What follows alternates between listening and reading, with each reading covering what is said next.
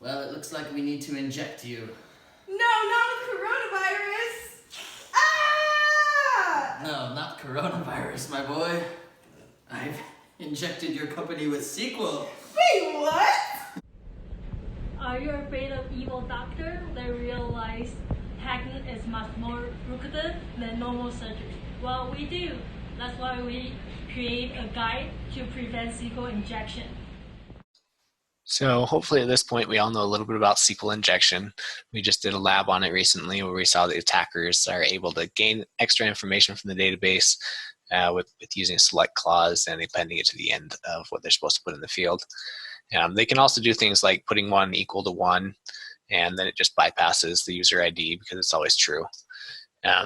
Once they have access to the database, there's limitless things they can really do. Just depends on what we have in our database. They have access to modify it. They can disclose it to the public. They could delete it.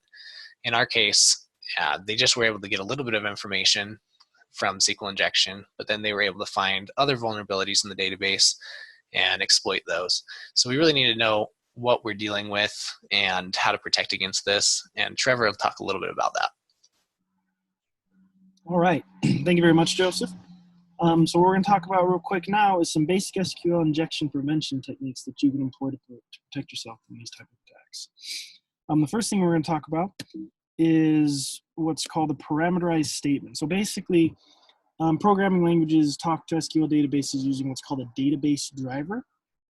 And these drivers allow applications to use SQL statements and communicate with the database that way. So a parameterized statement is basically breaking down user input, breaking down and separating user input. And a good example of a parameterized statement is where you have the same thing where you input an email into a string, but then you input your SQL statement into another string, and you separate these out in the execute SQL command. So the next thing we're going to talk about is called sanitizing inputs. Sanitizing inputs is you look at user inputs like email addresses or passwords. You check for things like regular expressions or just suspicious things like this right here.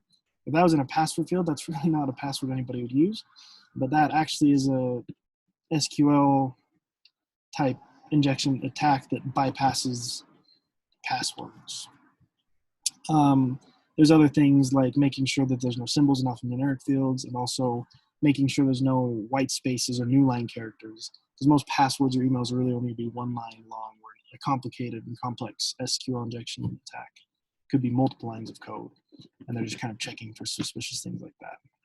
And then the last thing we're going to talk about is object relational mapping, which this kind of doesn't completely eliminate SQL injection attacks, but it really does. Basically, what it does is you don't have to write any SQL code, because like this example right here is Ruby on Rails' active record framework, which is probably the most well-known ORM. And if you see here, there's no SQL here. You have the user object has the find methods already auto-magically generated by Rails, and so you don't have to worry about SQL statements being run here. Like I said, this isn't a perfect catch-all, but it is a pretty